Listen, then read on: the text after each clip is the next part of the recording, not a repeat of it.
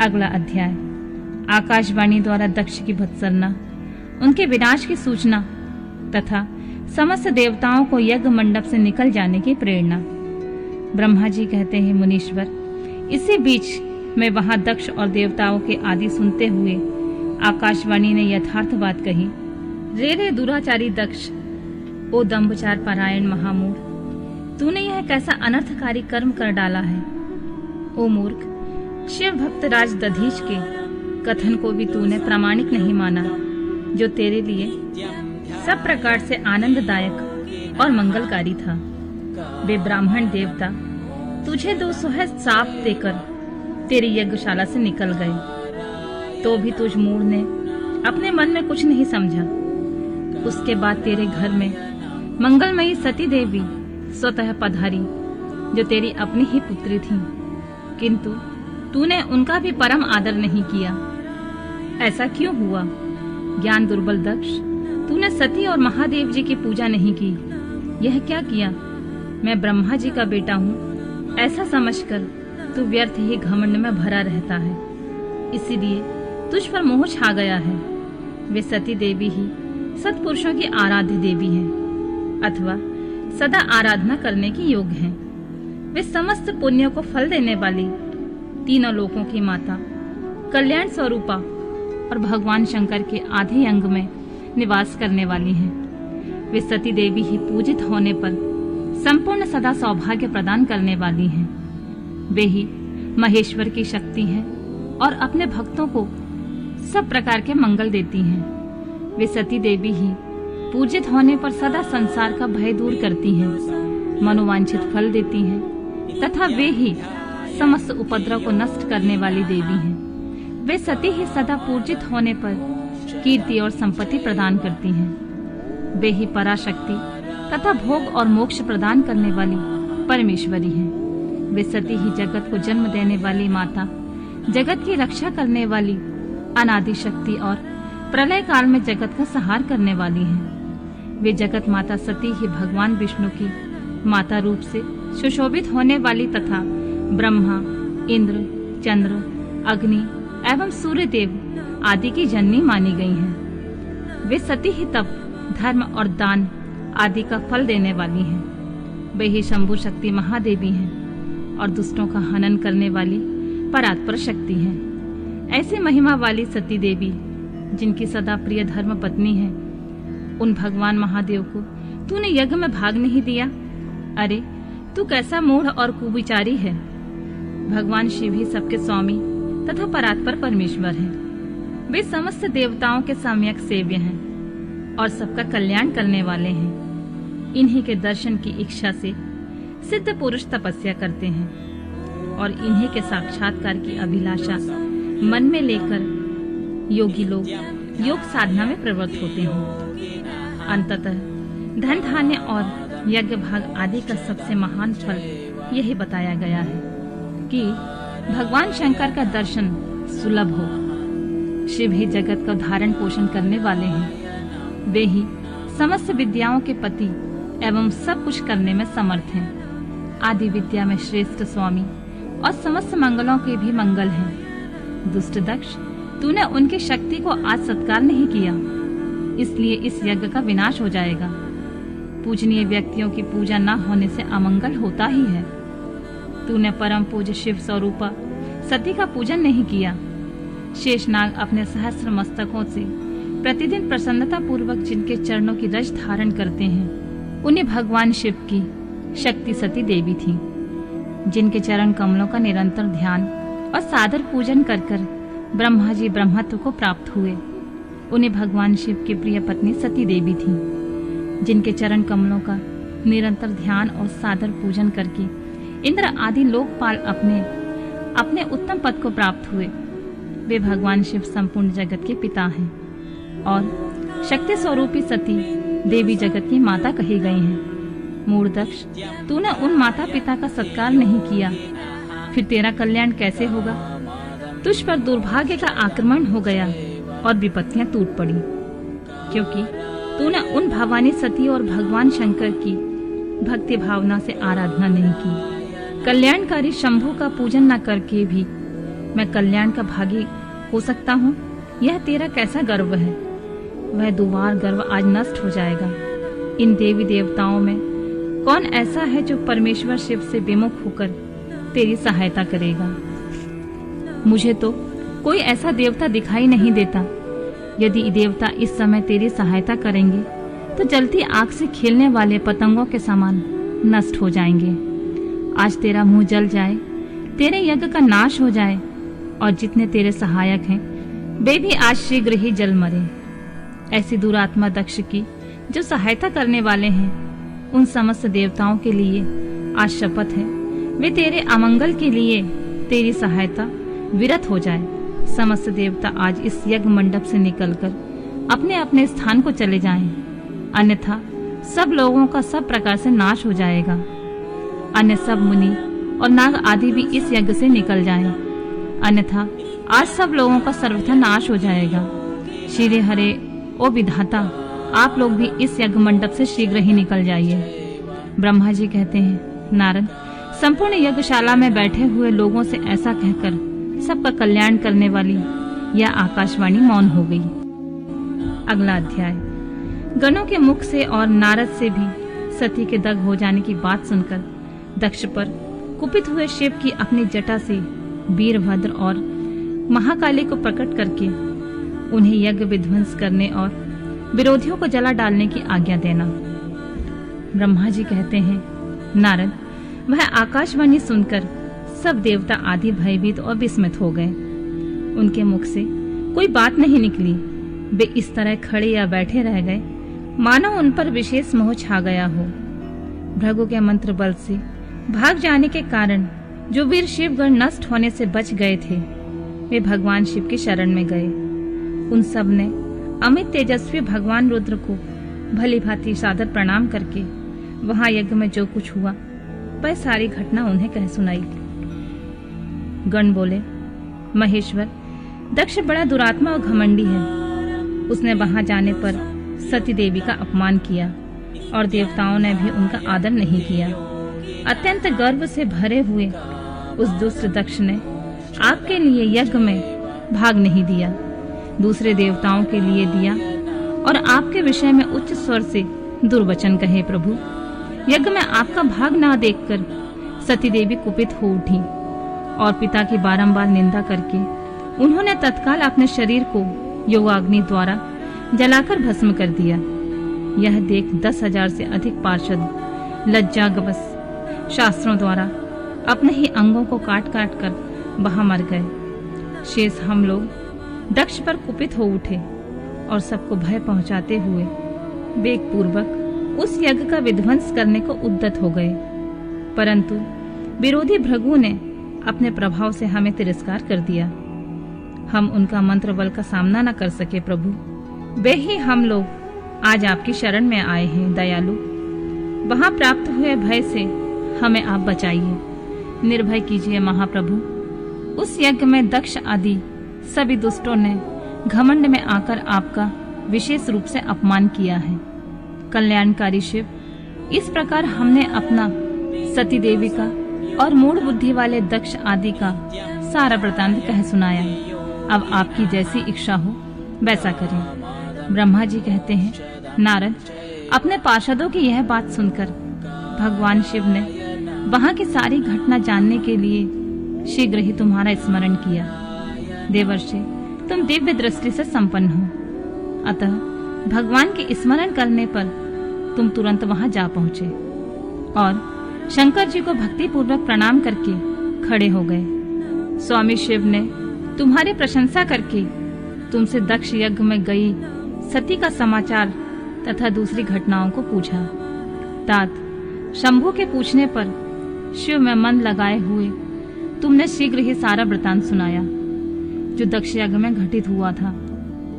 मुने, तुम्हारे मुख से निकली हुई बात सुनकर उस समय महान रौद्र पराक्रम से संपन्न सर्वेश्वर रुद्र ने तुरंत ही बड़ा भारी क्रोध प्रकट किया। लोक संहारकारी रुद्र ने अपने सिर से एक जटा उखाड़ी और उसे रोषपूर्वक उस पर्वत पर दे मारा। मुने, भगवान शंकर के पटकने से उस जटा के 2 टुकड़े हो गए और महाप्रलय के समान भयंकर शब्द प्रकट हुआ।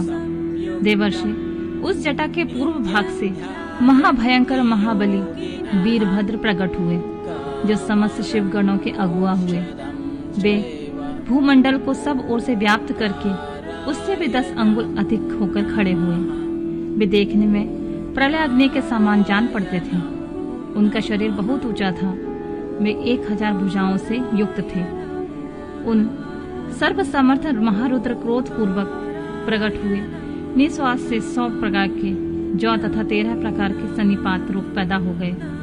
तात उस जटा के दूसरे भाग से महाकाली उत्पन्न हुई, जो बड़ी भयंकर दिखाई देती थी।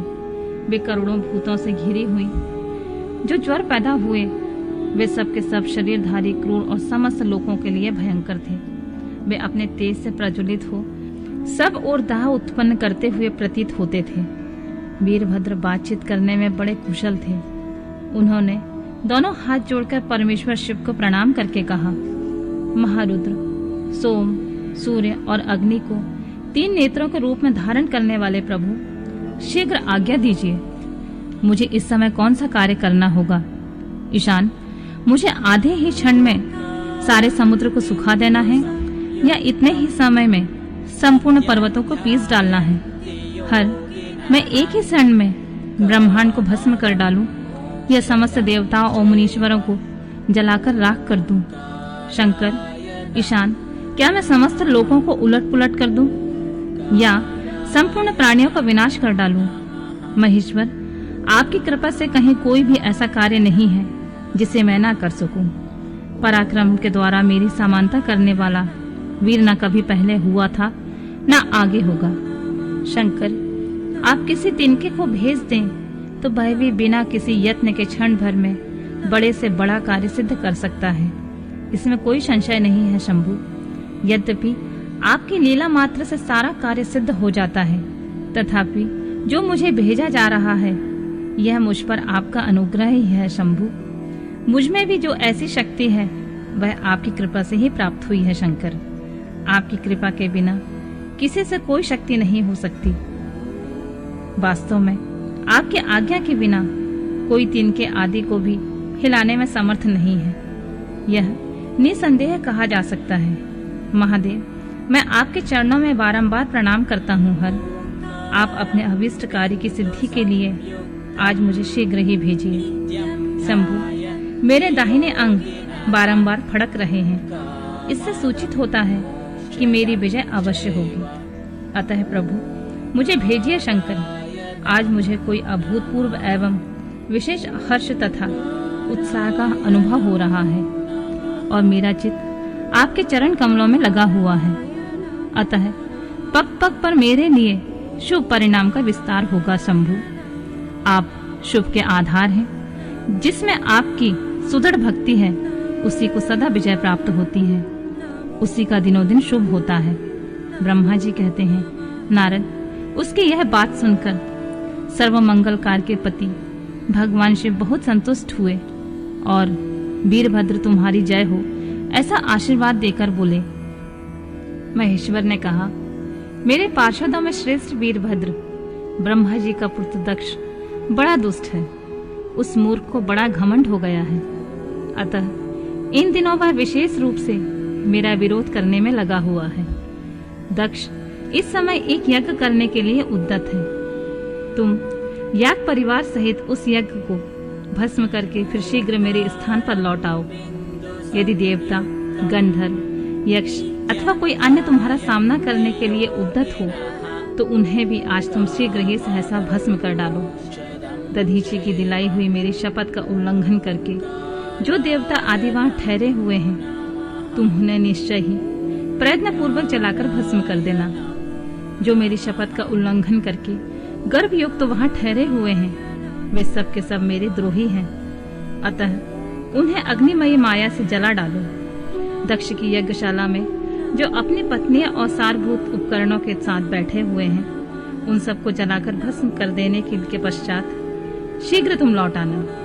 तुम्हारे वहां आने पर विश्वदेव आदि सभी देवगण भी यदि तुम्हारे सामने तुम्हारी सादर स्तुति करें तो भी तुम उन्हें शीघ्र ही आग की ज्वाला में जलाकर ही छोड़ना। वीर, वहां दक्ष आदि सब लोगों को पत्नी और बंधु बांधुओं सहित जलाकर जल को लीला पूर्वक पी जाना।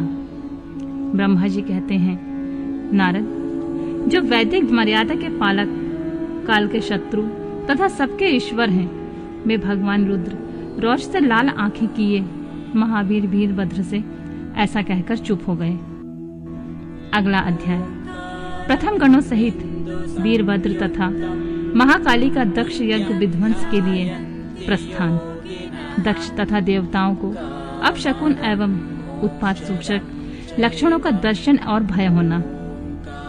ब्रह्मा जी कहते हैं, नारद, महेश्वर के इन वचनों को आदर पूर्वक सुनकर वीरभद्र बहुत संतुष्ट हुए। उन्होंने महेश्वर को प्रणाम किया। तत्पश्चात उन देवादिदेव शूली की उपयुक्त आज्ञा को सिरोधार्य करके वीरभद्र वहां से शीघ्र ही दक्ष के यज्ञ मंडप की ओर चले। भगवान शिव ने केवल शोभा के लिए उनके साथ करोड़ों महावीर गणों को भेज दिया, जो प्रलय अग्नि के समान तेजस्वी थे। वे कौतूहलकारी प्रबल वीर प्रथम गण वीरभद्र के आगे और पीछे चल रहे थे। काल के भी काल भगवान रुद्र के वीरभद्र सहित जो लाखों पार्षद गण थे, उन सबका स्वरूप रुद्र के समान ही था। उन गणों के साथ महात्मा वीरभद्र भगवान शिव के समान ही वेशभूषा धारण किए रथ पर बैठकर यात्रा कर रहे थे। उनकी 1 सहस्र भुजाएं थीं। शरीर में नागराज लिपटे हुए थे। वीरभद्र बड़े प्रबल और भयंकर दिखाई देते थे। उनका रथ बहुत ही विशाल था। उसमें 10,000 सिंह जोते जाते थे, जो प्रयत्न पूर्वक उस रथ को खींचते थे। उसी प्रकार बहुत से प्रबल सिंह, शार्दूल, मगर, मत्स्य और सहस्त्रों हाथी उस रथ के पार्श्वभाग की रक्षा करते थे। काली, कात्यायनी, ईशानी, चामुंडा, मुंडवर्दिनी, भद्रकाली, भद्रा, त्वरिता और वैष्णवी, इन नव दुर्गाओं के साथ तथा समस्त भूत गणों के साथ महाकाली दक्ष का विनाश करने के लिए चली। डाकिनी, शाकिनी, भूत, प्रथम, गुहा, कुष्मांड, परपट, चटक, ब्रह्म राक्षस, भैरव तथा क्षेत्रपाल आदि ये सभी वीर भगवान शिव की आज्ञा का पालन एवं दक्ष के यज्ञ का विनाश करने के लिए तुरंत चल दिए। इनके सिवा 64 गणों के साथ योगनिनियों का मंडल भी सहसा कुपित हो उठा। दक्ष यज्ञ के विनाश करने के लिए वहां से प्रथित हुआ। इस प्रकार कोटि कोटि गण एवं विभिन्न प्रकार के गणाधीश वीरभद्र के साथ चले। उस समय भोरियों की गंभीर ध्वनि सुनाई देने लगी। नाना प्रकार के शब्द करने वाले शंख बज उठे। भिन्न भिन्न प्रकार की सींगें बजने लगी। महामुनि सेना सहित वीरभद्र की यात्रा के समय वहां बहुत से सुखद शकुन होने लगे। इस प्रकार जब प्रथम गणों सहित वीरभद्र वहां प्रस्थान हुए, तब उधर दक्ष तथा देवताओं को बहुत से अशुभ लक्षण दिखाई देने लगे। देवर्षि यज्ञ विध्वंस की सूचना देने वाले त्रिविध उत्पात प्रकट करने लगे। दक्ष की बाईं आंख, बाईं भुजा और बाईं जंग अकड़ने लगी। तात, वाम अंगों का फड़कना सर्वथा अनुसूचकदायक था और नाना प्रकार के कष्ट मिलने की सूचना दे रहा था। उस समय दक्ष की यज्ञशाला की धरती डोलने लगी। दक्ष को दोपहर के समय दिन में भी अद्भुत तारे दिखने लगे। दिशाएं मलिन हो गईं। सूर्यमंडल चितकबरा दिखाई देने लगा। उस पर हजारों घेरे पड़ गए, जिससे वह भयंकर जान पड़ता था। बिजली और अग्नि के समान दीप्तिमान तारे टूट टूट कर गिरने लगे और बहुत से भयानक अपशकुन होने लगे। इस बीच वहां आकाशवाणी प्रकट हुई, जो संपूर्ण देवताओं और विशेषतः दक्ष को अपनी बात सुनाने लगी। ओ दक्ष, आज तेरे जन्म को धिक्कार है। तू महामूढ़ और पापात्मा है। भगवान हर की ओर से आज तुझे महान दुख प्राप्त होगा, जो किसी तरह टल नहीं सकता। अब यहाँ तेरा हाहाकार भी सुनाई नहीं देगा। जो मूढ़ देवता आदि तेरे यज्ञ में स्थित हैं, उनको भी महान दुख होगा, इसमें कोई संशय नहीं है। ब्रह्मा जी कहते हैं, मुने, आकाशवाणी की यह बात सुनकर और पूर्वोक्त अशुभ सूचक लक्षणों को देखकर दक्ष तथा दूसरे देवता आदि को भी अत्यंत भय प्राप्त हुआ। उस समय दक्ष मन ही मन अत्यंत व्याकुल होकर कांपने लगे और अपने प्रभु लक्ष्मीपति भगवान विष्णु की शरण में गए। वे भय से अधीर हो बेसुध हो रहे थे। उन्होंने स्वप्न वत्सल देवाधिदेव भगवान विष्णु को प्रणाम किया और उनकी स्तुति करके कहा। अगला अध्याय, दक्ष की यज्ञ की रक्षा के लिए भगवान विष्णु से प्रार्थना। भगवान का शिवद्रोह जनित संकट को टालने में अपनी असमर्थता बताते हुए दक्ष को समझाना तथा सेना सहित वीरभद्र का आगमन। दक्ष बोले, देवादेव हरे विष्णु दीनबंधु कृपानिधे, आपको मेरी और मेरे यज्ञ की रक्षा करनी चाहिए प्रभु। आप ही यज्ञ के रक्षक हैं। यज्ञ ही आपका कर्म है और आप यज्ञ स्वरूप हैं। आपको ऐसी कृपा करनी चाहिए जिससे यज्ञ का विनाश ना हो। ब्रह्मा जी कहते हैं, मुनीश्वर, इस तरह अनेक प्रकार से सादर प्रार्थना करके दक्ष भगवान श्री हरि के चरणों में गिर पड़े। उनका चित्त भय से व्याकुल हो रहा था। तब जिनके मन में घबराहट आ गई थी, उन प्रजापति दक्ष को उठाकर और उनकी पूर्वोक्त बात सुनकर भगवान विष्णु ने देवादिदेव शिव को स्मरण किया। अपने प्रभु और महान ऐश्वर्य से युक्त परमेश्वर शिव का स्मरण करके शिव तत्व के ज्ञाता श्री हरि दक्ष को समझाते हुए बोले। श्री हरि ने कहा, दक्ष, मैं तुमसे तत्व की बात बता रहा हूँ, तुम मेरी बात ध्यान देकर सुनो। मेरा यह वचन तुम्हारे लिए सर्वथा हितकर तथा महामंत्र के समान सुखदायक होगा। दक्ष, तुम्हें तत्व का ज्ञान नहीं है, इसलिए तुमने सबके अधिपति परमात्मा शंकर की अवहेलना की है। ईश्वर की अवहेलना से सारा कार्य सर्वथा निष्फल हो जाता है। केवल इतना ही नहीं है, पग पग पर विपत्ति भी आ जाती है। जहाँ अपूज्य पुरुषों की पूजा होती है, अपूजनीय पुरुष की पूजा नहीं की जाती है, वहाँ दरिद्रता, मृत्यु तथा भय, ये तीनों अवश्य प्राप्त होते हैं। इसलिए संपूर्ण प्रयत्न से तुम्हें भगवान वृषभध्वज का सम्मान करना चाहिए। महेश्वर का अपमान करने से ही तुम्हारे ऊपर महान भय उपस्थित हुआ है। हम सब लोग प्रभु होते हुए भी आज तुम्हारी दुर्नीति के कारण जो संकट आया है, उसे टालने में समर्थ नहीं है। यह मैं तुमसे सच्ची बात कहता हूँ। ब्रह्मा जी कहते हैं, नारद, भगवान विष्णु का यह वचन सुनकर दक्ष चिंता में डूब गए। उनके चेहरे का रंग ही उड़ गया और वे चुपचाप पृथ्वी पर खड़े रह गए। उसी समय भगवान रुद्र के भेजे हुए गणनायक वीरभद्र अपनी सेना के साथ यज्ञ स्थल में जा पहुंचे। वे सब के सब बड़े शूरवीर, निर्भय और रुद्र के समान पराक्रमी थे। भगवान शंकर की आज्ञा से आए हुए उन गणों की गणना असंभव थी। वे वीर शिरोमणि रुद्र सैनिक जोर जोर से सिंहनाद करने लगे। उनके उस महानाद से तीनों लोग गूंज उठे। आकाश धूल से ढक गया और दिशाएं अंधकार से आवृत हो गईं। सातों द्वीपों से युक्त पृथ्वी अत्यंत भय से व्याकुल हो पर्वत, वन और काननों सहित कांपने लगी तथा संपूर्ण समुद्रों में ज्वार आ गया। इस प्रकार समस्त लोगों का विनाश करने में समर्थ उस विशाल सेना को देखकर समस्त देवता आदि चकित हो गए। सेना के उद्योग को देखकर दक्ष के मुंह से खून निकल आया और वे अपनी स्त्री के साथ भगवान विष्णु के चरणों में दंड की भांति गिर पड़े और इस प्रकार बोले, विष्णु महाप्रभु, आपके बल से मैंने इस महान यज्ञ का आयोजन किया है। सत्कर्म की सिद्धि के लिए आप ही प्रमाण माने गए हैं। विष्णु, आप कर्मों के साक्षी तथा यज्ञ के प्रतिपालक हैं। महाप्रभु, आप वेदोक्त धर्म तथा ब्रह्मा जी के रक्षक हैं।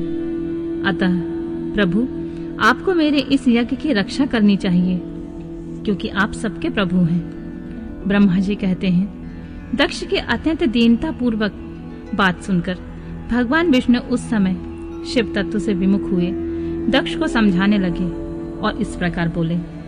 श्री विष्णु ने कहा, दक्ष, इसमें कोई संदेह नहीं है कि मुझे तुम्हारे यज्ञ की रक्षा करनी चाहिए, क्योंकि धर्म परिपालन विषयक जो मेरी सत्य प्रतिज्ञा है वह सर्वत्र विख्यात है।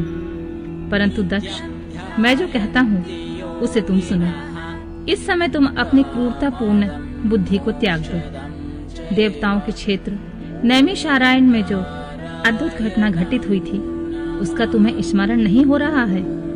क्या तुम अपनी कुबुद्धि के कारण उसे भूल गए? यहाँ कौन भगवान रुद्र के कोप से तुम्हारी रक्षा करने में समर्थ है दक्ष? तुम्हारी रक्षा किसको अभिशप्त नहीं है, परंतु जो तुम्हारी रक्षा करने को उद्यत होता है वह अपनी दुर्बुद्धि का ही परिचय देता है। दुर्मते, क्या कर्म है, क्या अकर्म है, तुम इसे नहीं समझ पा रहे हो। केवल कर्म ही कभी कुछ करने में समर्थ नहीं हो सकता। जिसके सहयोग से कर्म में कुछ करने की सामर्थ्य आती है, उसी को तुम स्वकर्म समझो। भगवान शिव के बिना दूसरा कोई कर्म में कल्याण करने की शक्ति देने वाला नहीं है। जो शांत हो, ईश्वर में मन लगाकर उसकी भक्ति पूर्वक कार्य करता है, उसी को भगवान शिव तत्काल उस कर्म का फल देते हैं। जो मनुष्य केवल ज्ञान का सहारा लेकर अनीश्वरवादी हो जाते हैं या ईश्वर को नहीं मानते हैं, वे शतकोटि कल्पों तक नरक में ही पड़े रहते हैं। फिर वे कर्मपाश में बंधे हुए जीव प्रत्येक जन्म में नरकों की यातना भोगते हैं, क्योंकि वे केवल सकाम कर्म को ही स्वरूप का आश्रय लेने वाले होते हैं। ये शत्रुमर्दन वीरभद्र जो यज्ञशाला के आंगन में आ पहुंचे हैं, भगवान रुद्र की क्रोधाग्नि से प्रकट हुए हैं। इसी समय समस्त रुद्र गणों के नायक ये ही हैं। ये हम लोगों के विनाश के लिए आए हैं, इसमें संशय नहीं है। कोई भी कार्य क्यों ना हो, वस्तुतः इनके लिए कुछ भी आसक्त नहीं होता। ये महान सामर्थ्यशाली वीरभद्र इन सब देवताओं को अवश्य जलाकर शांत होंगे, इसमें कोई संशय नहीं जान पड़ता। मैं भ्रम से महादेव जी के शपथ का उल्लंघन करके जो यहाँ ठहरा रहा, उसके कारण तुम्हारे साथ मुझे भी इस कष्ट का सामना करना ही पड़ेगा। भगवान विष्णु इस प्रकार कह ही रहे थे कि वीरभद्र के साथ शिव गणों की सेना का समुद्र उमड़ आया। समस्त देवता आदि ने उन्हें देखा। देवताओं का पलायन। इंद्र आदि के पूछने पर बृहस्पति का रुद्रदेव की अजेयता बताना, वीरभद्र का देवताओं के युद्ध के लिए ललकारना, श्री विष्णु और वीरभद्र की बातचीत तथा विष्णु आदि को अपने लोक में जाना एवं दक्ष और यज्ञ का विनाश करके वीरभद्र का कैलाश को लौटना। ब्रह्मा जी कहते हैं, नारद, उस समय देवताओं के साथ शिव गणों का घोर युद्ध आरंभ हो गया। उसमें सारे देवता पराजित होकर भागने लगे। वे एक दूसरे का साथ छोड़कर स्वर्गलोक में चले गए। उस समय केवल महाबली इंद्र आदि लोकपाल ही उस दारुण संग्राम में धैर्य धारण करके उत्सुकता पूर्वक खड़े रहे। तदनंतर इंद्र आदि सब देवता मिलकर उस समरांगण में बृहस्पति को विनीत भाव से नमस्कार करके पूछने लगे, गुरुदेव बृहस्पति, तात महाप्राज्ञ दयानिधि, शीघ्र बताइए, हम जानना चाहते हैं कि हमारी विजय कैसे होगी।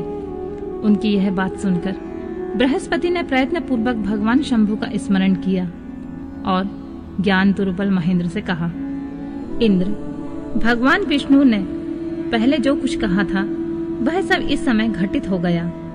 मैं उसी को स्पष्ट कर रहा हूँ, तो सावधान होकर सुनो। समस्त कर्मों को फल देने वाला जो कोई ईश्वर है, वह कर्ता का ही आश्रय लेता है। कर्म करने वालों को उस कर्म का फल देता है।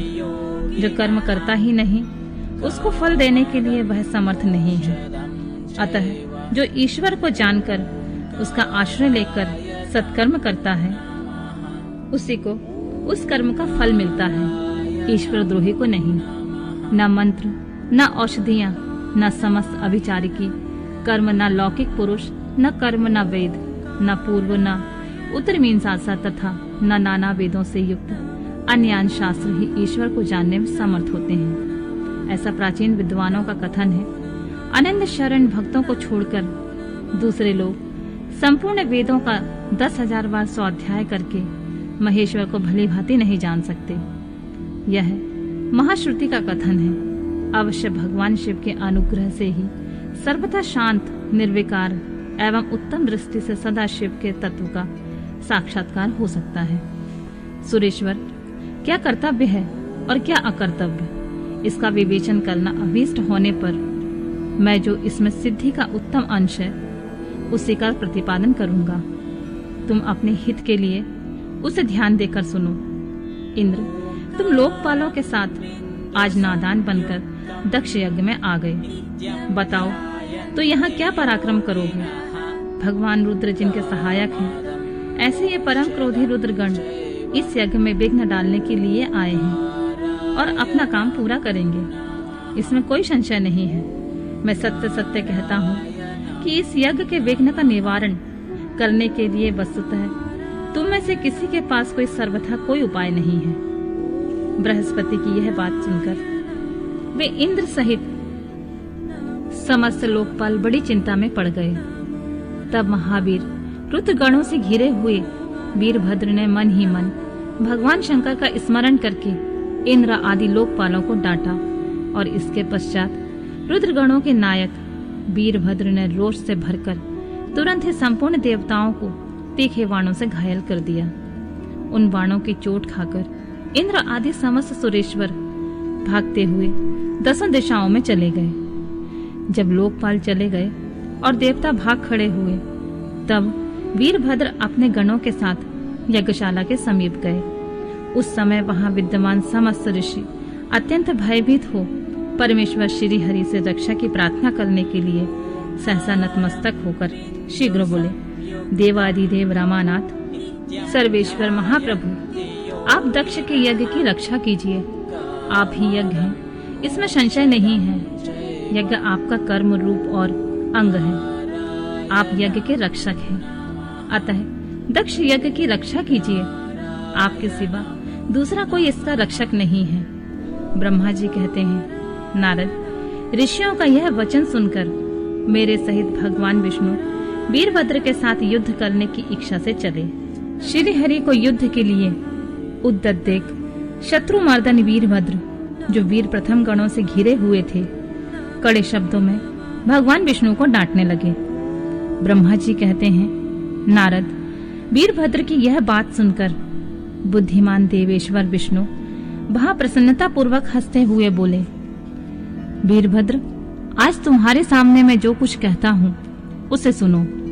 मैं भगवान शंकर का सेवक हूँ। तुम मुझे रुद्रदेव से विमुख न कहो। दक्ष अज्ञानी है, कर्मकांड से ही इसकी निष्ठा है। इसने मूर्ता बस पहले मुझसे बारंबार अपने यज्ञ में चलने की प्रार्थना की थी। मैं भक्त के अधीन ठहरा, इसलिए चला आया। भगवान महेश्वर भी भक्त के अधीन रहते हैं।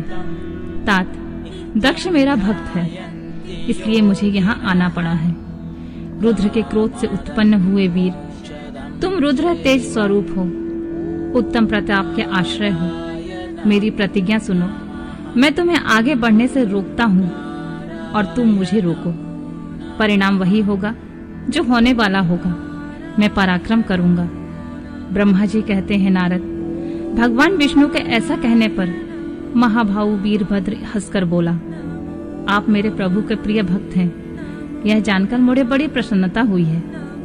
इतना कहकर गणनायक वीरभद्र हंस पड़ा और विनय से नतमस्तक होकर बड़ी प्रसन्नता के साथ श्री विष्णुदेव से कहने लगा, महाप्रभु, मैंने आपके भाव की परीक्षा के लिए कड़ी बातें कही थी।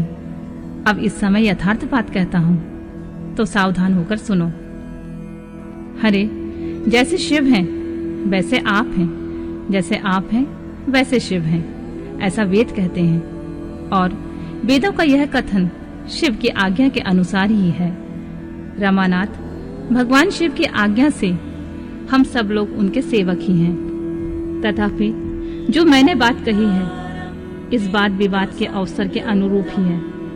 आप मेरी हर बात को आपके प्रति आदर के भाव से ही कही गई समझिए। ब्रह्मा जी कहते हैं, वीरभद्र का यह वचन सुनकर भगवान श्री हरि हंस पड़े और उनके लिए हितकर वचन बोले। श्री विष्णु ने कहा, महावीर, तुम मेरे साथ निशंक होकर युद्ध करो। तुम्हारे अस्त्रों से शरीर के भर जाने पर मैं अपने आश्रम को जाऊंगा। ब्रह्मा जी कहते हैं, ऐसा कहकर भगवान विष्णु चुप हो गए और युद्ध के लिए कमर कसकर डट गए। महाबली वीरभद्र भी अपने गणों के साथ युद्ध के लिए तैयार हो गए। नारद तदनंतर भगवान विष्णु और वीरभद्र में घोर युद्ध हुआ। अंत में वीरभद्र ने भगवान विष्णु के चक्र को स्तंभित कर दिया और शांग धनुष के 3 टुकड़े कर डाले। तब मेरे द्वारा एवं सरस्वती के द्वारा बोधित हुए श्री विष्णु ने उस महान गणनायक वीरभद्र को असह तेज से संपन्न जानकर वहां से अंतर्ध्यान होने का विचार किया। दूसरे देवता भी यह जान गए कि सती के प्रति जो अन्याय हुआ है उसी का यह संभावी परिणाम है। दूसरे के लिए इस संकट का सामना करना अत्यंत कठिन है। यह जानकर वे सब देवता अपने सेवकों के साथ स्वतंत्र सर्वेश्वर शिव का स्मरण करके अपने अपने लोकों में चले गए। मैं भी पुत्र के दुख से पीड़ित हो सत्यलोक में चला आया और अत्यंत दुख से आतुर होकर सोचने लगा कि अब मुझे क्या करना चाहिए। मेरे तथा श्री विष्णु के चले जाने पर मुनियों सहित समस्त यज्ञ के आधार रहने वाले देवता शिवगणों द्वारा पराजित हो भाग गए। उस उपद्रव को देखकर और उस महामग का विध्वंस निकट जानकर वह यज्ञ भी अत्यंत भयभीत हो मृग का रूप धारण करके वहां से भागा। मृग के रूप में आकाश की ओर भागते हुए देख वीरभद्र ने उसे पकड़ लिया और उसका मस्तक काट डाला। फिर उन्होंने मुनियों तथा देवताओं के अंग भंग कर दिए और बहुतों को मार डाला।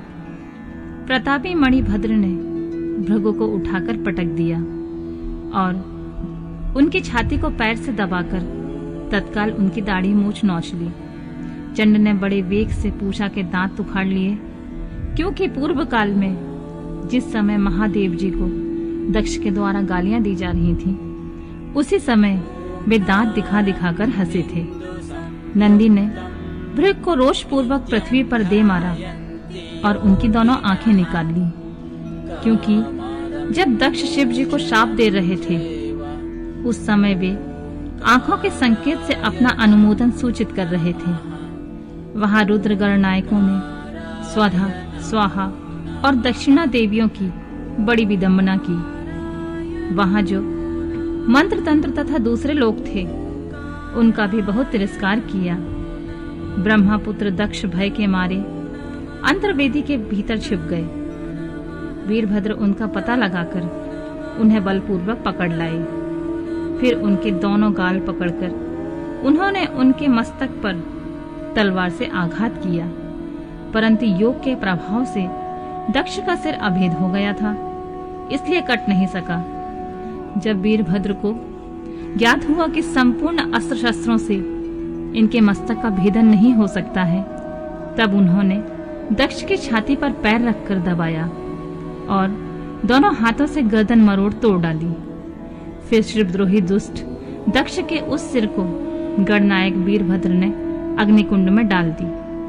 तदंतर जैसे सूर्य घोर अंधकार राशि का नाश करके उन्याचल पर आरूढ़ होते हैं, उसी प्रकार वीरभद्र दक्ष और उनकी यज्ञ का विध्वंस करके कृतकार्य हो तुरंत ही वहां से उत्तम कैलाश पर्वत को चले गए। वीरभद्र को काम पूरा करके आया देख परमेश्वर शिव मन ही मन बहुत प्रसन्न हुए और उन्होंने वीर प्रथम गणों का अध्यक्ष बना दिया।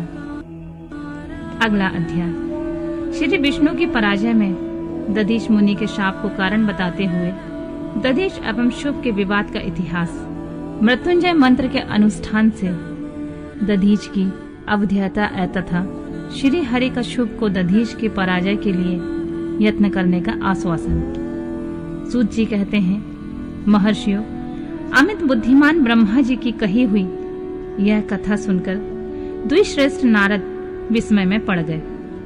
उन्होंने प्रसन्नता पूर्वक प्रश्न किया, पिताजी, भगवान विष्णु शिव जी को छोड़कर अन्य देवताओं के साथ दक्ष के यज्ञ में क्यों चले गए, जिसके कारण वहां उनका तिरस्कार हुआ?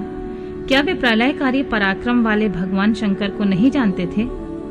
फिर उन्होंने अज्ञानी पुरुष की भांति रुद्रगणों के साथ युद्ध क्यों किया? करुणानिधि, मेरे मन में बहुत बड़ा संदेह है।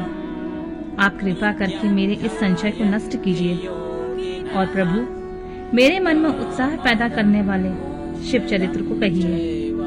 ब्रह्मा जी ने कहा, नारद, पूर्व काल में राजा शुभ की सहायता करने वाले श्री हरि को दधीच मुनि ने श्राप दे दिया था, जिससे उस समय वे इस बात को भूल गए थे और वे दूसरे देवताओं के साथ दक्ष के यज्ञ में चले गए। दधीच ने क्यों श्राप दिया, यह सुनो। प्राचीन काल में शुभ नाम से प्रसिद्ध महातेजस्वी राजा हो गए हैं। वे महाप्रभावशाली मुनीश्वर दधीच के मित्र थे। दीर्घकाल की तपस्या के प्रसंग से शुभ और दधीच में विवाद आरंभ हो गया, जो तीनों लोकों में महान अनर्थकारी के रूप में विख्यात हुआ। उस विवाद में वेद के विद्वान शिव भक्त दधीच कहते थे कि शूद्र, वैश्य और क्षत्रिय, इन तीनों वर्णों से ब्राह्मण ही श्रेष्ठ है, इसमें कोई संशय नहीं है। महामुनि दधीच की यह बात सुनकर धन वैभव के मत से मोहित हुए राजा शुभ ने उसका इस प्रकार प्रतिवाद किया। बोले, राजा इंद्र आदि 60 लोकपालों के स्वरूप को धारण करता है। वह समस्त वर्णों और आश्रमों का पालक एवं प्रभु है, इसलिए राजा ही सबसे श्रेष्ठ है। राजा की श्रेष्ठता का प्रतिपादन करने वाली श्रुति भी कहती है कि राजा सर्वदेवमय है। मुने, इस श्रुति के कथानुसार जो सबसे बड़ा देवता है वह मैं ही हूँ। इस विवेचन से ब्राह्मण के अपेक्षा राजा ही श्रेष्ठ सिद्ध होता है। च्वयनंदन, आप इस विषय में विचार करें और मेरा अनादर न करें, क्योंकि मैं सर्वथा आपके लिए पूजनीय हूँ। राजा शुभ का यह मत श्रुतियों और स्मृतियों के विरुद्ध था। इसे सुनकर भृगुकुल भूषण मुनि श्रेष्ठ दधीच को बड़ा क्रोध हुआ। मुने अपने गौरव का विचार करके कुपित हुए महातेजस्वी दधीच ने शुभ के मस्तक पर बाएं मुक्के से प्रहार किया। उसके मुक्के की मार खाकर ब्रह्मांड के अधिपति कुत्सित बुद्धि वाले शुभ अत्यंत कुपित हो उठे और गरज उठे और उन्होंने वज्र से दधीच को काट डाला। उस वज्र से आहत हो भृगुवंशी दधीच पृथ्वी पर गिर पड़े। भार्गव वंशधर दधीच ने गिरते समय शुक्राचार्य का स्मरण किया।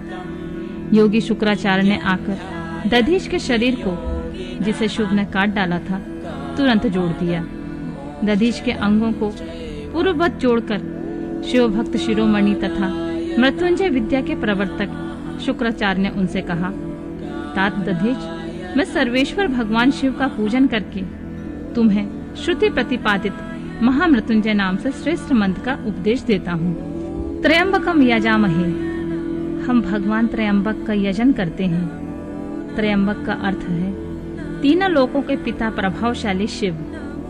वे भगवान सूर्य, सोम और अग्नि तीनों मंडलों के पिता हैं। तत्व, रज और तम तीनों गुणों के महेश्वर हैं। आत्म तत्व, विद्या तत्व और शिव तत्व, इन तीनों तत्वों के आवनही, गाहपत और दक्षिणाग्नि, इन तीनों अग्नियों के सर्वत्र उपलब्ध होने वाले पृथ्वी, जल और तेज, इन तीनों मूर्त भूतों के अथवा सात्विक तथा भेद से विविध भूतों के त्रिदेव, स्वर्ग के त्रिभुज के त्रिधा भूत, सबके ब्रह्मा, विष्णु और शिव, तीनों देवताओं के महान ईश्वर महादेव जी ही हैं। यहाँ तक मंत्र के प्रथम चरण की व्याख्या हुई।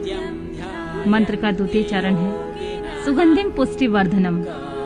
जैसे फूलों में उत्तम गंध होती है, उसी प्रकार वे भगवान शिव संपूर्ण भूतों में, तीनों गुणों में, समस्त कृतियों में, इंद्रियों में, अन्यान देवों में और गणों में उनके प्रकाशक सारभूत आत्मा के रूप में व्याप्त हैं। अतएव सुगंध युक्त एवं संपूर्ण देवताओं के ईश्वर हैं। यहाँ तक सुगंधिम पद की व्याख्या हुई है।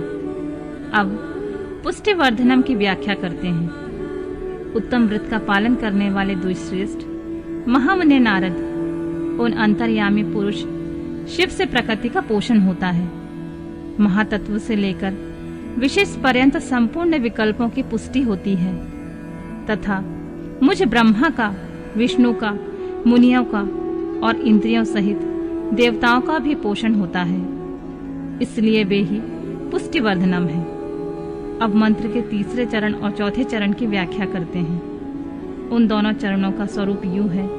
उर्वारुक में बंधनाय मृतो मुक्षीय मामृतात्, अर्थात प्रभु जैसे खरबूजा के पक जाने पर लता बंध से छूट जाता है, उसी तरह मैं मृत्युंजय बंधन से मुक्त हो जाऊं, मैं अमृत पद से पृथक न हूं। वे रुद्रदेव अमृत स्वरूप हैं, जो पुण्य कर्म से, तपस्या से, स्वाध्याय से, योग से अथवा ध्यान से उनकी आराधना करता है, उसे नूतन जीवन प्राप्त होता है। इस सत्य के प्रभाव से भगवान शिव स्वयं ही अपने भक्त को मृत्यु के सूक्ष्म बंधन से मुक्त कर देते हैं, क्योंकि वे भगवान ही बंधन और मोक्ष देने वाले हैं। ठीक उसी तरह जैसे शरीर उर्वारुक अर्थात ककड़ी का पौधा अपने फल को ही स्वयं लता के बंधन से बांधे रखता है और पक जाने पर स्वयं उसे बंधन से मुक्त कर देता है। यह मृत संजीवनी मंत्र है, जो मेरे मत से सर्वोत्तम है। तुम प्रेम पूर्वक नियम से भगवान शिव का स्मरण करते हुए इस मंत्र का जाप करो। जाप और हवन के पश्चात इससे अभिमंत्रित किए हुए जल को दिन और रात में पियो तथा शिव विग्रह के समीप बैठकर उन्हीं का ध्यान करते रहो। इससे कहीं भी मृत्यु का भय नहीं रहता। न्यास आदि सब कार्य करके विधिवत भगवान शिव की पूजा करो। यह सब करके शांत भाव से बैठकर भक्त वत्सल शंकर जी का ध्यान करना चाहिए। मैं भगवान शिव का ध्यान बता रहा हूँ, जिसके अनुसार उनका चिंतन करके मंत्र जप करना चाहिए। इस तरह निरंतर जप करने से बुद्धिमान पुरुष भगवान शिव के प्रभाव से मंत्र को सिद्ध कर लेता है, जो अपने 2 कर कमलों में रखे हुए 2 कलशों से जल निकालकर उनसे ऊपर वाले 2 हाथों द्वारा अपने मस्तक को सींचते हैं, अन्य 2 हाथों से 2 घड़े लिए उन्हें अपनी गोद में रखे हुए हैं और 2 शेष हाथों में रुद्राक्ष एवं मृग मुद्रा धारण करे हुए हैं। कमल के आसन पर बैठे हैं। सिर पर इससे चंद्रमा से निरंतर झरते हुए अमृत का, जिनका सारा शरीर भीगा हुआ है, तथा जो 3 नेत्र धारण करने वाले हैं, उन भगवान मृत्युंजय का, जिनके साथ गिरिराज नंदिनी उमा विराजमान है, मैं उनका चिंतन करता हूँ। ब्रह्मा जी कहते हैं, तात मुनि श्रेष्ठ दधीच को इस प्रकार उपदेश देकर शुक्राचार्य भगवान शंकर का स्मरण करते हुए अपने स्थान को लौट गए। उनकी यह बात सुनकर महामुनि दधीच बड़े प्रेम से शिव जी का स्मरण करते हुए तपस्या के लिए वन में गए। वहां जाकर उन्होंने विधि पूर्वक महामृत्युंजय मंत्र का जाप और प्रेम पूर्वक भगवान शिव का चिंतन करते हुए तपस्या प्रारंभ की। दीर्घ काल तक उस मंत्र का जप और तपस्या द्वारा भगवान शंकर की आराधना करके दधीच ने महामृत्युंजय शिव को संतुष्ट किया। महामुनि उस जप से प्रसन्न चित्त हुए भक्त वत्सल भगवान शिव दधीच के प्रेम वश उनके सामने प्रकट हो गए। उन्होंने अपने प्रभु शंभु का साक्षात दर्शन करके मुनीश्वर दधीच को बड़ी प्रसन्नता हुई। उन्होंने विधि पूर्वक प्रणाम करके दोनों हाथ जोड़कर भक्ति भाव से शंकर का स्तवन किया। तात मुने तदनंतर मुनि के प्रेम से प्रसन्न हुए शिव ने दधीच से कहा, तुम वर मांगो। भगवान शिव का यह वचन सुनकर भक्त शिरोमणि दधीच दोनों हाथ जोड़कर नतमस्तक हो भक्त वत्सल शंकर जी से बोले, महादेव देव, मुझे 3 वर दीजिए। मेरी हड्डी वज्र हो जाए और कोई भी मेरा वध न कर सके। मैं सर्वत्र अधीन रहूं, कभी मुझे दीनता न आए। दधीच का यह वचन सुनकर प्रसन्न हुए परमेश्वर शिव ने तथास्तु कहकर उन्हें वे 3 वर दे दिए। शिव जी से 3 वर पाकर वेद मार्ग में प्रतिष्ठित महामुनि दधीच आनंद मग्न हो गए और शीघ्र ही राजा शुभ के स्थान में गए। महादेव से अवध्ययता वज्र में अस्थि और अधीनता पाकर दधीच ने राजेंद्र शुभ के मस्तक पर लात मारी। फिर तो राजा शुभ ने भी क्रोध करके दधीच पर वज्र से प्रहार किया। वे भगवान विष्णु के गौरव से अधिक गर्व से भरे हुए थे, परंतु शुभ का चलाया हुआ वह वज्र परमेश्वर शिव के प्रभाव से महात्मा दधीच का नाश न कर सका। इससे ब्रह्म कुमार शुभ को बड़ा विस्मय हुआ। मुनीश्वर दधीच की अवध्यता, अधीनता और वज्र से भी बढ़ चढ़कर प्रभाव देखकर ब्रह्म कुमार शुभ के मन में बड़ा आश्चर्य हुआ। उन्होंने शीघ्र ही वन में जाकर इंद्र के छोटे भाई मुकुंद की आराधना आरंभ की। वे शरणागत पालक नरेश मृत्युंजय सेवक दधीच से पराजित हो गए थे। शुभ की पूजा से गरुड़ ध्वज भगवान मधुसूदन बहुत संतुष्ट हुए। उन्होंने राजा को दिव्य दृष्टि प्रदान की। उस दिव्य दृष्टि से ही जनार्दन देव का दर्शन करके उन गरुड़ ध्वज को शुभ ने प्रणाम किया और प्रिय वचनों द्वारा उनकी स्तुति की। इस प्रकार देवेश्वर आदि से प्रशंसित उन अजय ईश्वर श्री नारायण देव का पूजन और स्तवन करके राजा ने भक्ति भाव से उनकी ओर देखा तथा उन जनार्दन के चरणों में मस्तक रखकर प्रणाम करने के पश्चात उन्हें अपना अभिप्राय सूचित किया।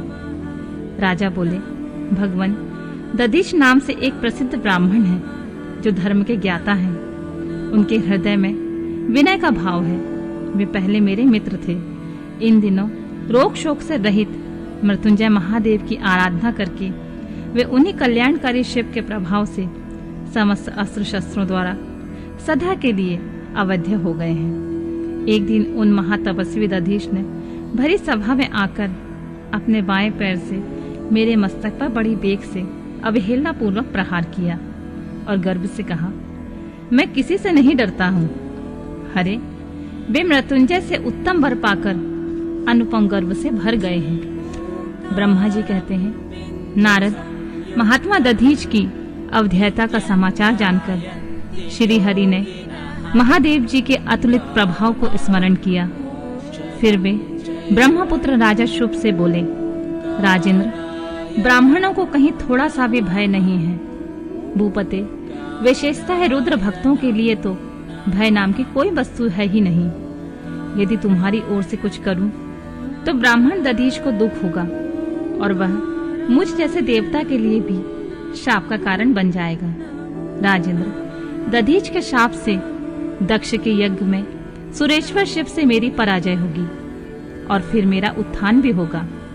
महाराज, इसलिए मैं तुम्हारे साथ रहकर कुछ नहीं करना चाहता।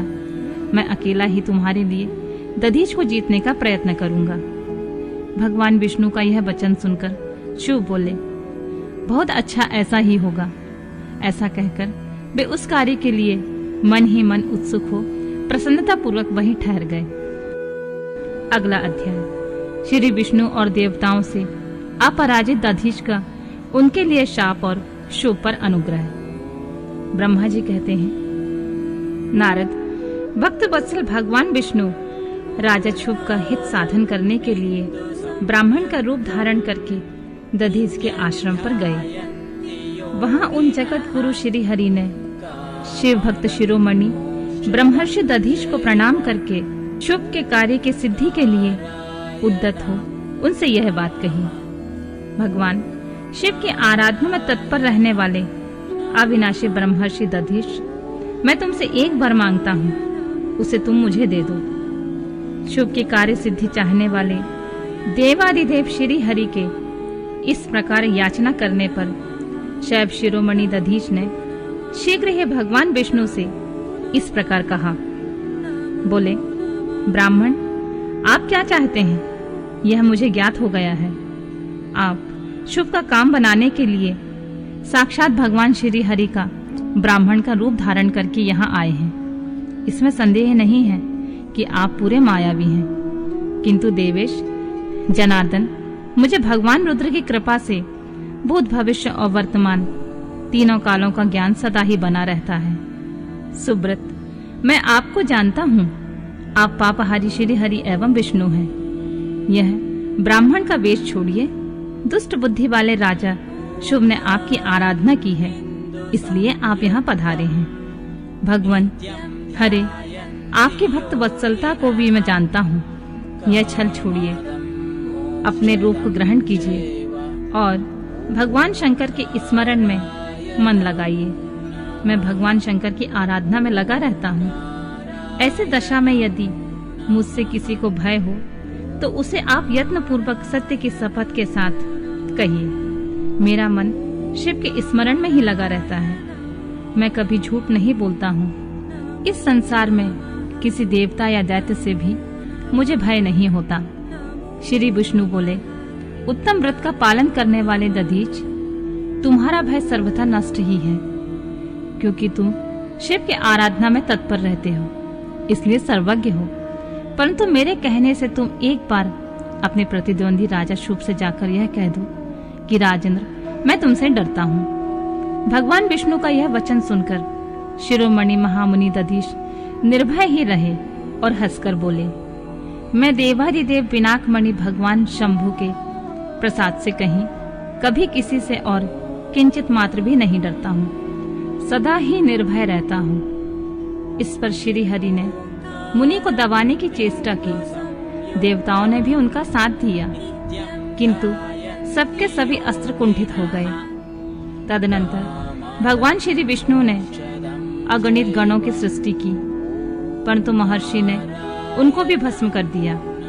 तब भगवान ने अपनी अनंत विष्णु मूर्ति प्रकट की। यह सब देखकर दधीच ने वहां जगदीश्वर भगवान विष्णु से कहा, महाभाव, महामाया को त्याग दीजिए।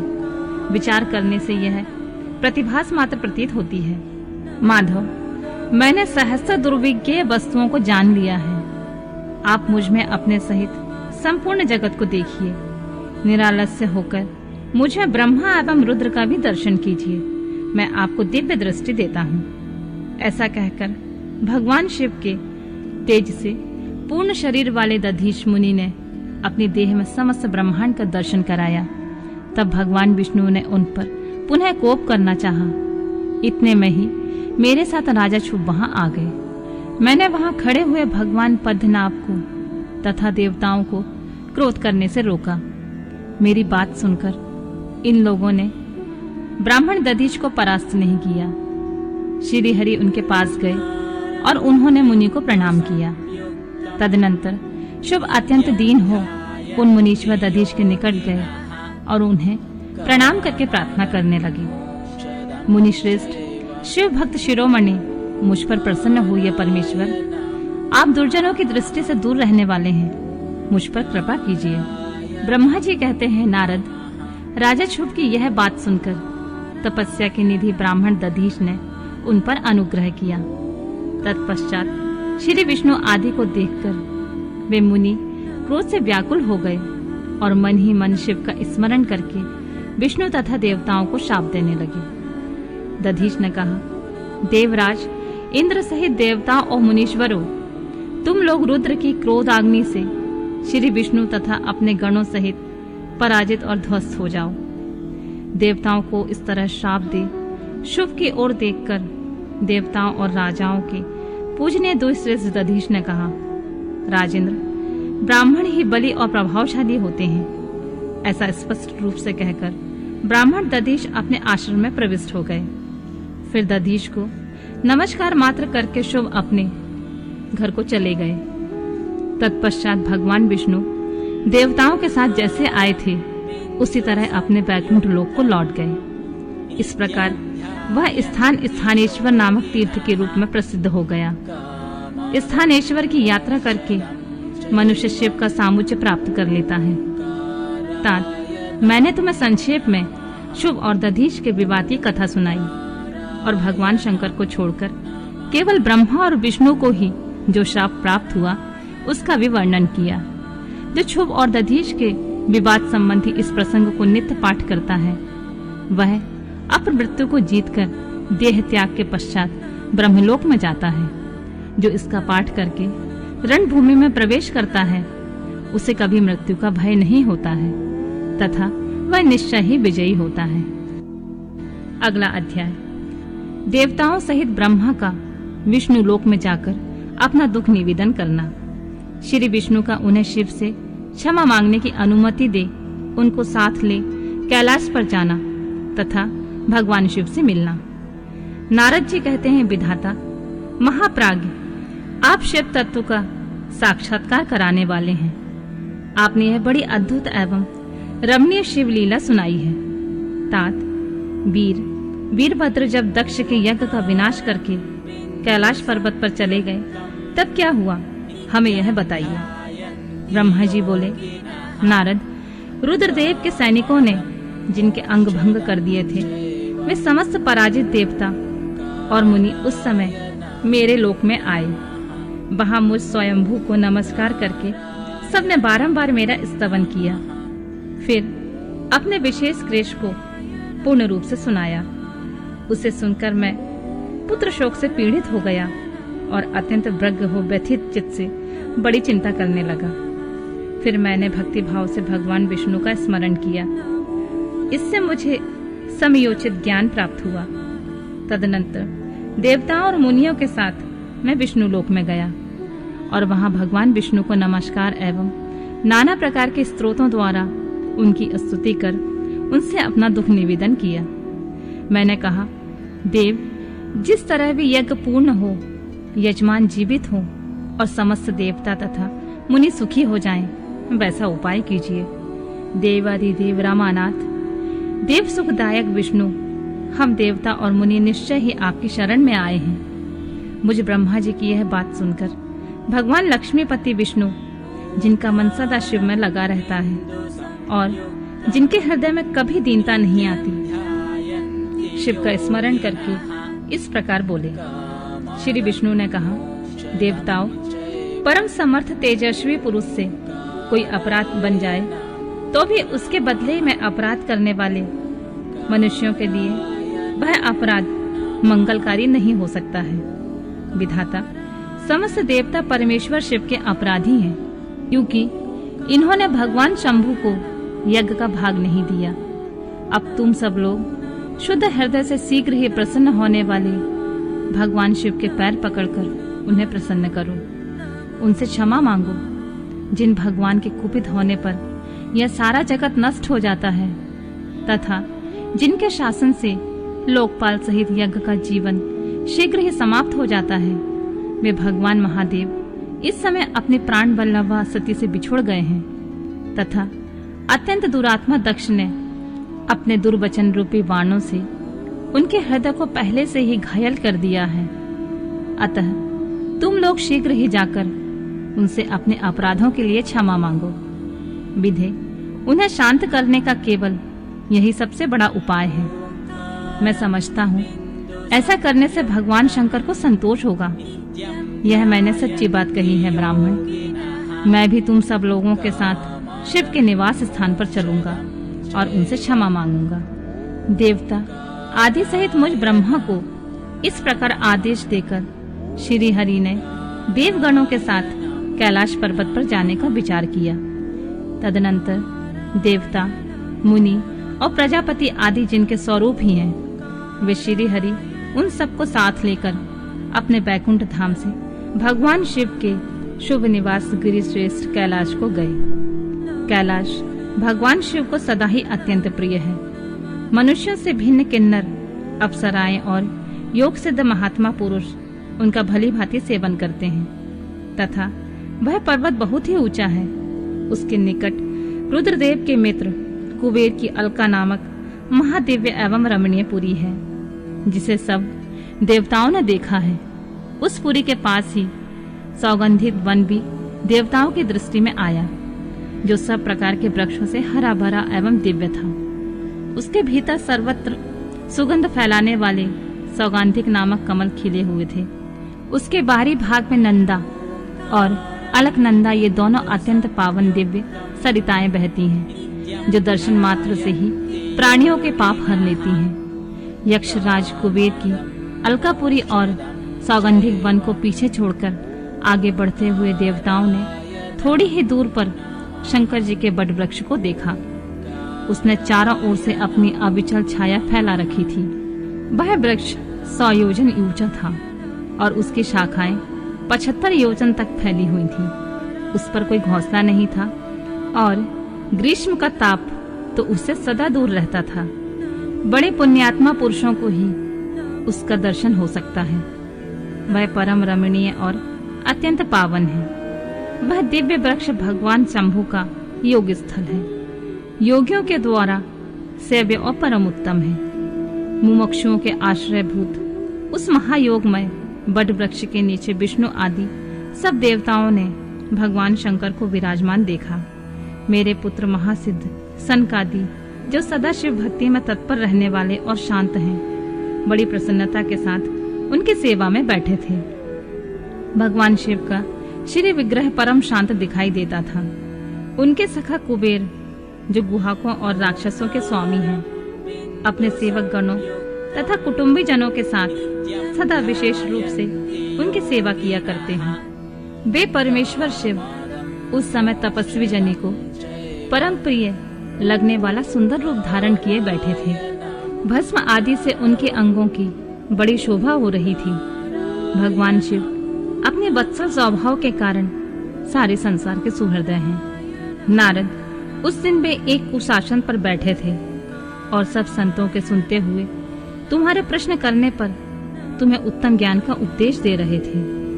वे बायां चरण अपनी दाईं जांघ पर और दायां हाथ बाएं घुटने पर रखे, कलाई में रुद्राक्ष की माला डाले सुंदर तर्क मुद्रा से विराजमान थे।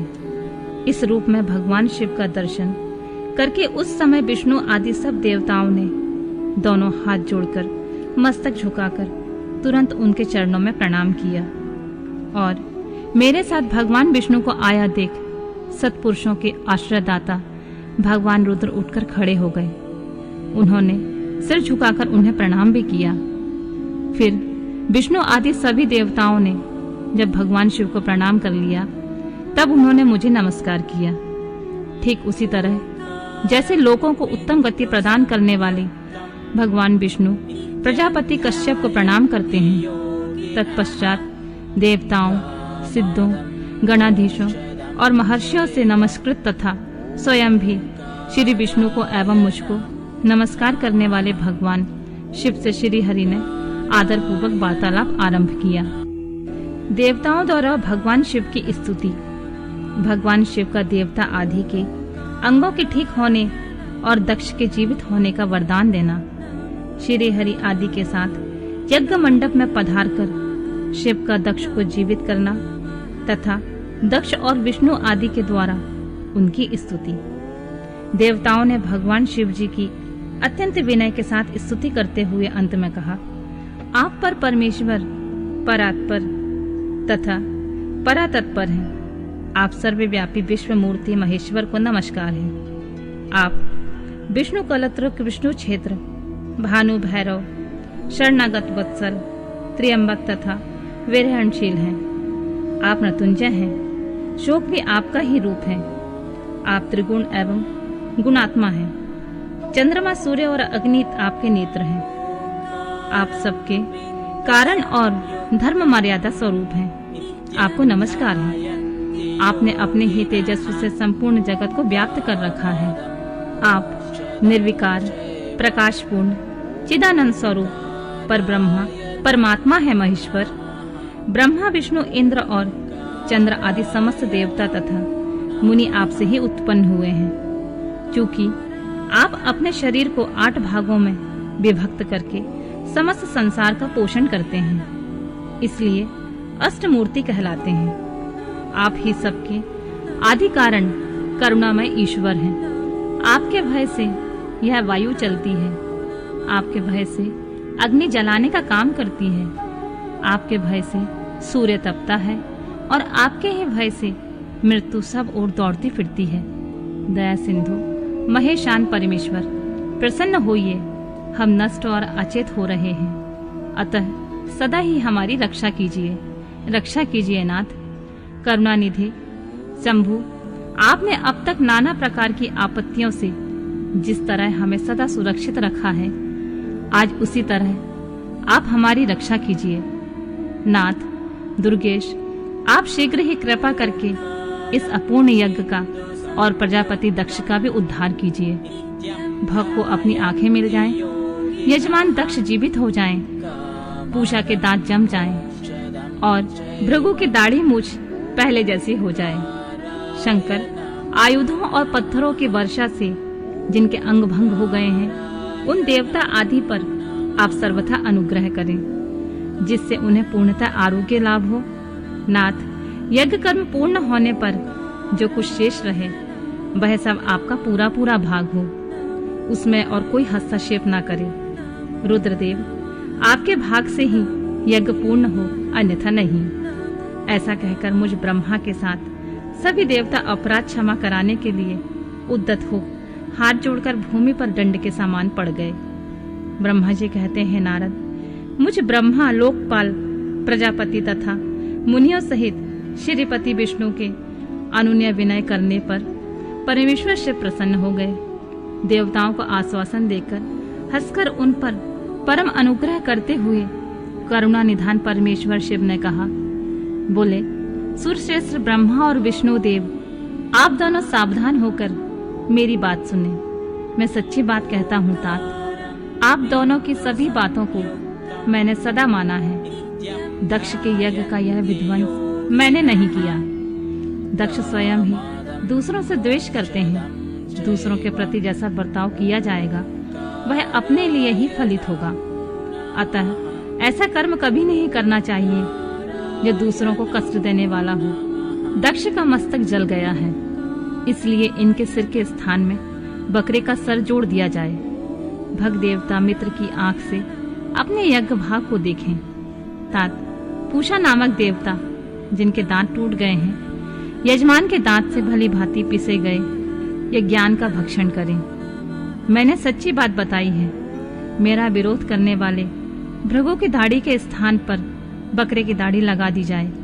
शेष सभी देवताओं के जिन्होंने मुझे यज्ञ भाग के रूप में यज्ञ की अवशिष्ट वस्तुएं दी हैं, सारे अंग पहले की भांति ठीक हो जाएं। अर्धवीयों आदि याज्ञिकों में से जिनकी भुजाएं टूट गई हैं, वे अश्विनी कुमारों की भुजाओं से, और जिनके हाथ नष्ट हो गए हैं वे पूषा के हाथों से अपने काम चलाएं। यह मैंने आप लोगों को प्रेमवश कहा है। ब्रह्मा जी कहते हैं, नारद, ऐसा कहकर वेद का अनुसरण करने वाले सुर सम्राट चराचर पति दयालु परमेश्वर महादेव जी चुप हो गए। भगवान शंकर का वह भाषण सुनकर श्री विष्णु और ब्रह्मा सहित संपूर्ण देवता संतुष्ट हो उन्हें तत्काल साधुवाद करने लगे। तदनंतर भगवान शंभु को आमंत्रित करके मुझ ब्रह्मा और देवर्षियों के साथ श्री विष्णु अत्यंत हर्षपूर्वक पुनः दक्ष की यज्ञशाला की ओर चल पड़े। इस प्रकार उनकी प्रार्थना से भगवान शंभु, विष्णु आदि देवताओं के साथ कनखल में स्थित प्रजापति दक्ष की यज्ञशाला में पधारे। उस समय रुद्रदेव ने वहां यज्ञ का और विशेषतः देवताओं तथा ऋषियों का जो वीरभद्र के द्वारा विध्वंस किया गया था उसे देखा। स्वाहा, स्वधा, पूषा, तुष्टि, धृति, सरस्वती और अन्य समस्त ऋषि, पितर अग्नि तथा अन्यान्य बहुत से यक्ष, गंधर्व और राक्षस वहां पड़े थे। उनमें से कुछ लोगों के अंग तोड़ डाले गए थे, कुछ लोग के बाल नौच लिए गए थे और कितने ही उस समरांगण में अपने प्राणों से हाथ धो बैठे थे। उस यज्ञ की वैसी दुर्वस्था देखकर भगवान शंकर ने अपने गणनायक महापराक्रमी वीरभद्र को बुलाकर हंसते हुए कहा, महाबाहु वीरभद्र, तुमने यह कैसा काम किया? तात, तुमने थोड़ी ही देर में देवता तथा ऋषि आदि को बड़ा भारी दंड दे दिया।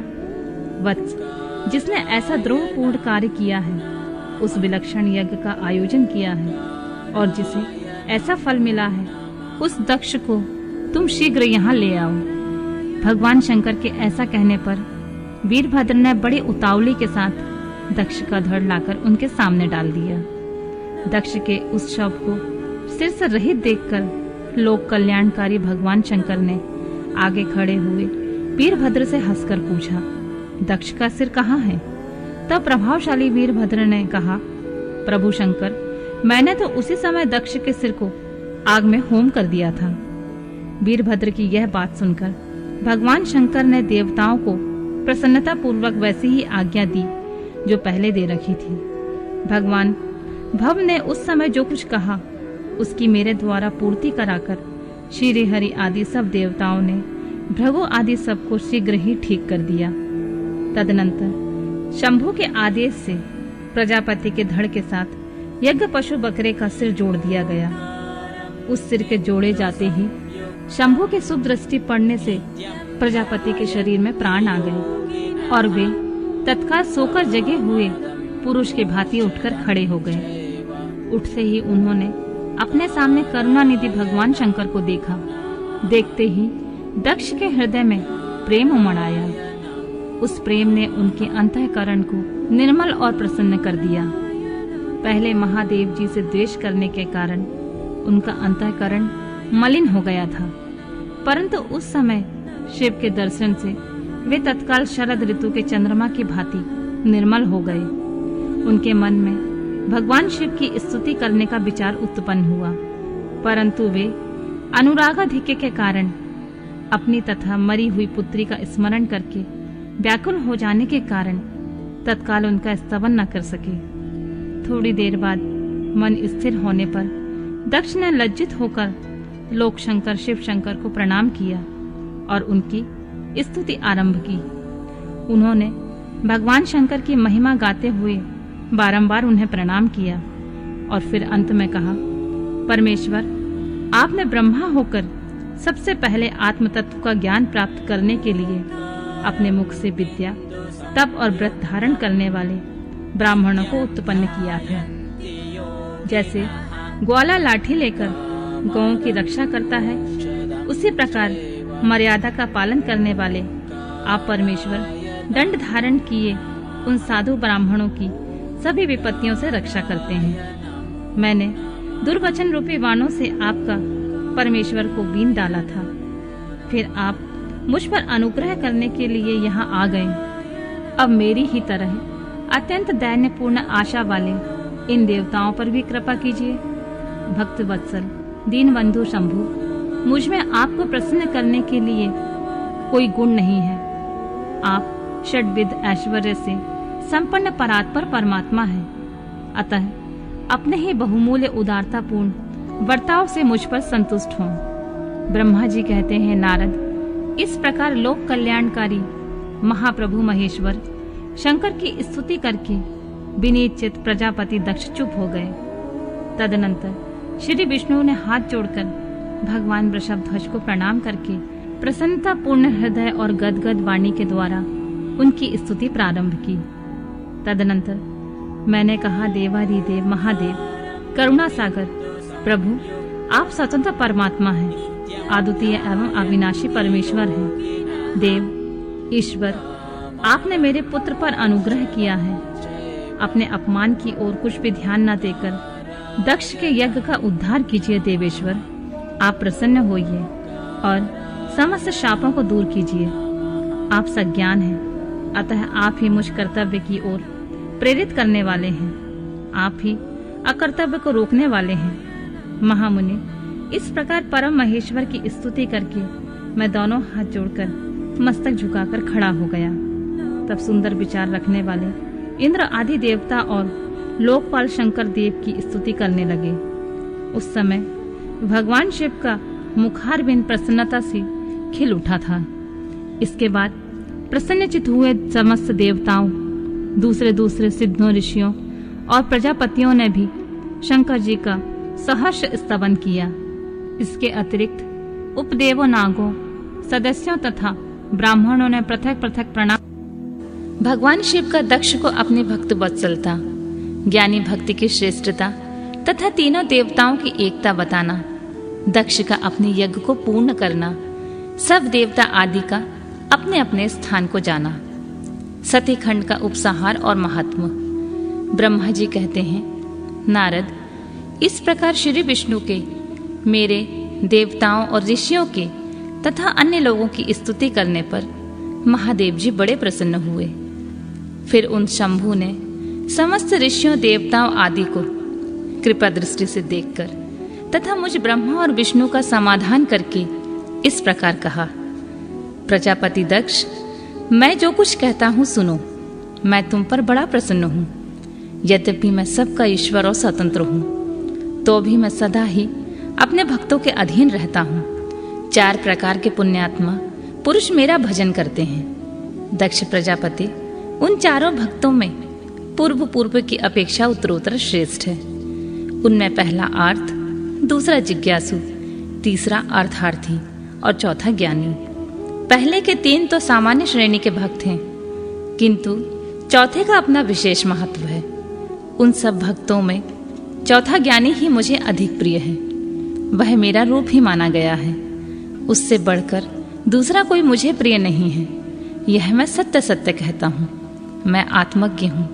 वेद वेदांत के पारगामी विद्वान ज्ञान के द्वारा मुझे जान सकते हैं। जिनकी बुद्धि मंद है वे ही ज्ञान के बिना मुझे पाने का प्रयत्न करते हैं। कर्म के अधीन हुए मूढ़ मानव मुझे वेद, यज्ञ, दान और तपस्या द्वारा कभी भी नहीं पा सकते हैं। अतः दक्ष, आज से तुम बुद्धि के द्वारा मुझ परमेश्वर को जानकर ज्ञान का आश्रय ले समाहित चित्त से होकर कर्म करो। प्रजापति, तुम उत्तम बुद्धि के द्वारा मेरी दूसरी बात भी सुनो। मैं अपने सगुण स्वरूप के विषय में इस गोपनीय रहस्य को धर्म की दृष्टि से तुम्हारे सामने प्रकट करता हूँ। जगत का परम कारण रूप मैं ही ब्रह्मा और विष्णु हूँ। मैं सबका आत्मा, ईश्वर और साक्षी हूँ। स्वयं प्रकाश तथा निर्विशेष हूँ। मुने, अपनी त्रिगुणात्मिकता माया को स्वीकार करके ही मैं जगत के सृष्टि, पालन और संहार करता हुआ उन क्रियाओं के अनुरूप ब्रह्मा, विष्णु और रुद्र नाम धारण करता हूँ। उस अद्वितीय केवल मुझ पर ब्रह्मा परमात्मा में ही अज्ञानी पुरुष ब्रह्मा, ईश्वर तथा अन्य समस्त जीवों को भिन्न रूप से देखता है। जैसे मनुष्य अपने सिर और हाथ आदि अंगों में ये मुझसे भिन्न है, ऐसी परकीय बुद्धि कभी नहीं करता। उसी तरह मेरा भक्त प्राणी मात्र से मुझसे भिन्नता नहीं देखता।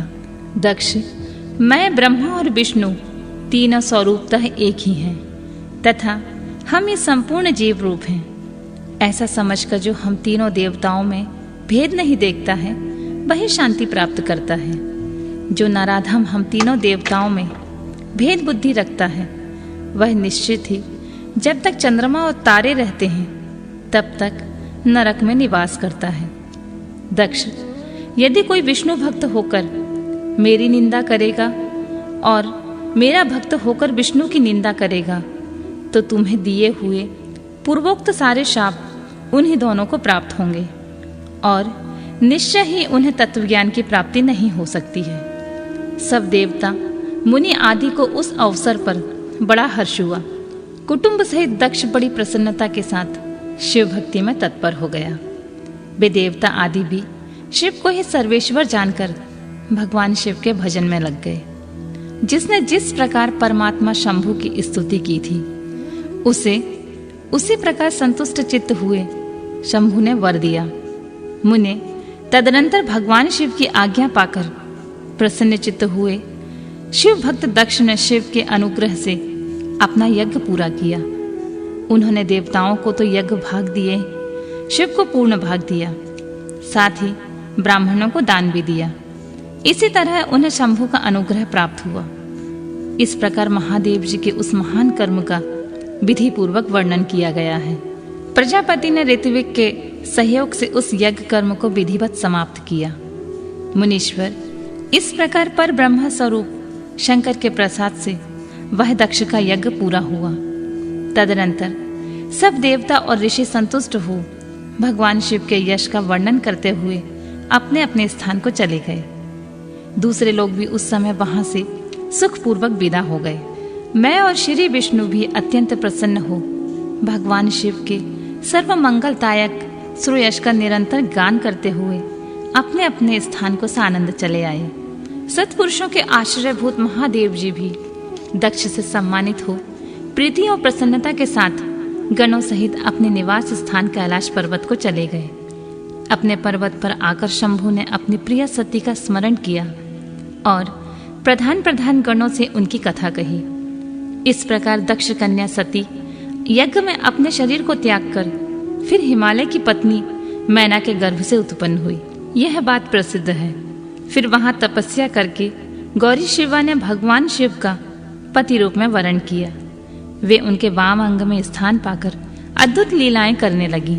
नारद, इस तरह मैंने तुमसे सती के परम अद्भुत दिव्य चरित्र का वर्णन किया है, जो भोग और मोक्ष को देने वाला तथा संपूर्ण कामनाओं को पूर्ण करने वाला है। यह उपाख्यान पाप को दूर करने वाला, पवित्र एवं परम पावन है।